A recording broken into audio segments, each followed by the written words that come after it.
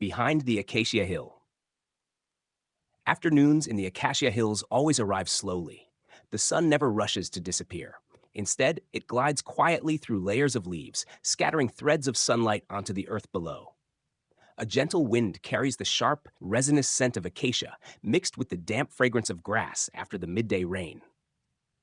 Behind that hill lies a narrow dirt path, winding and silent, as if meant only for those willing to slow down amid the rush of life. Lan returned to the village on such an afternoon.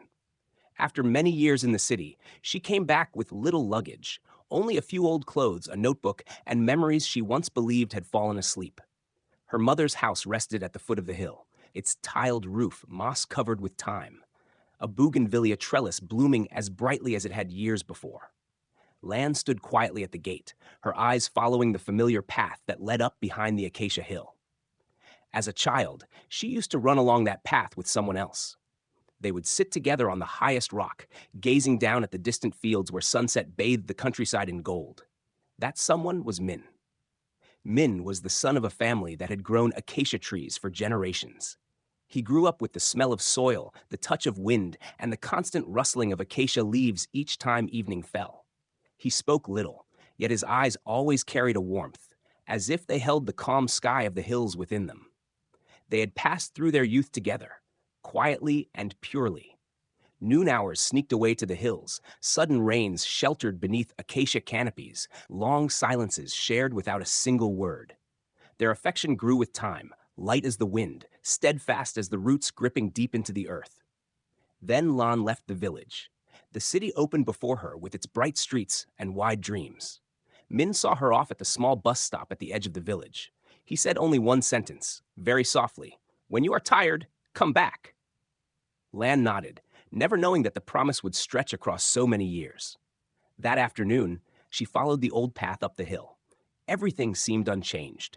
Rows of tall acacia trees stood straight and green, leaves whispering in the breeze. On the familiar rock, a figure stood with his back turned to her.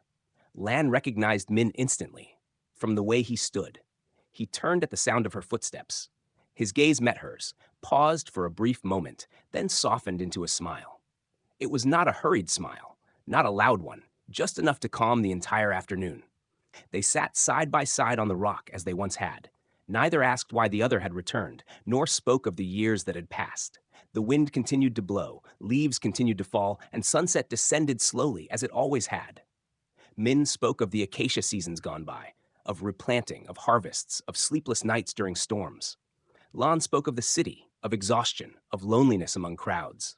Two different stories, meeting at the same quiet point: longing. In the days that followed, Lan stayed in the village. Every afternoon, she and Min climbed the hill together. They walked slowly, speaking of small things, weather, meals, a newly sprouted branch. And yet, it was those simple details that softened the heart the most. One afternoon, rain fell suddenly. They sheltered beneath a large acacia tree. Raindrops drummed against the leaves, the scent of wet earth rising thick in the air. Min placed his jacket over Lan's shoulders. She accepted it, her heart trembling slightly, as if touching something both familiar and new. Lan realized that behind the Acacia Hill was not merely a piece of land. It was a place where unspoken words lingered, where feelings never truly faded. Time moved more slowly there, slow enough for one to listen to their own heart. And yet, the story behind the Acacia Hill did not end there. As Lan returned, the village entered the season of harvesting acacia. Mornings were veiled in mist, the sounds of axes and saws echoing faintly from distant slopes. Min led Lan deeper behind the hill, to a quiet clearing where soft grass spread like a carpet, overlooking fields and a winding river far below. Min confessed that he had once planned to leave the village too. When Lan left, he believed he should try another life. But his father passed away early, and the acacia forest became everything the family had left. At first, he stayed out of duty. Over time, staying became his choice. Lan listened in silence. She understood then that those who stay are not always afraid to leave, and those who go are not always running away. Everyone simply walks a different path, some forward, some waiting.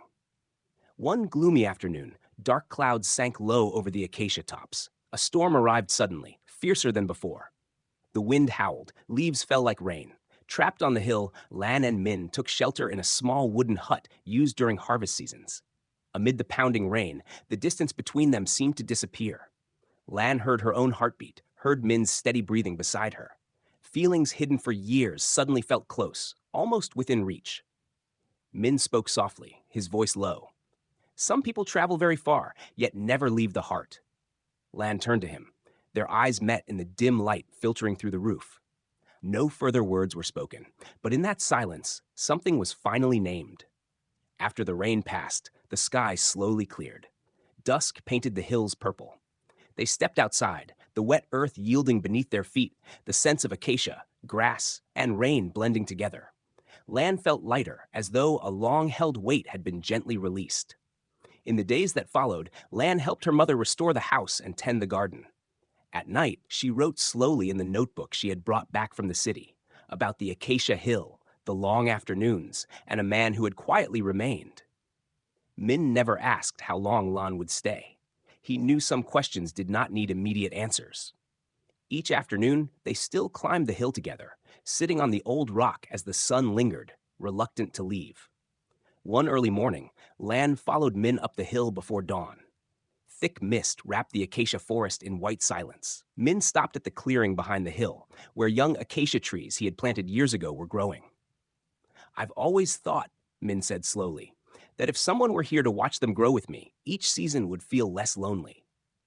Lan bent down, touching the slender trunk of a young tree, its leaves soft, fresh, and green.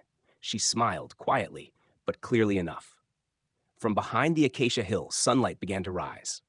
The first rays filtered through the leaves, resting gently on their shoulders. No promises were needed, no distant plans spoken, only the shared presence of that moment. Behind the acacia hill, love was never loud. It grew day by day, slowly, like roots taking hold of the soil. And as Lan stood there, surrounded by the familiar hills, she understood that there are places where simply returning is enough. Behind the acacia hill, a romantic story continues, quietly, enduringly, just like the land itself. Nếu thầy cần, định dạng A4 để in, chuyển sang Word PDF. Bản đọc kể giọng chậm cho video chỉ cần nói một câu, em làm tiếp ngay.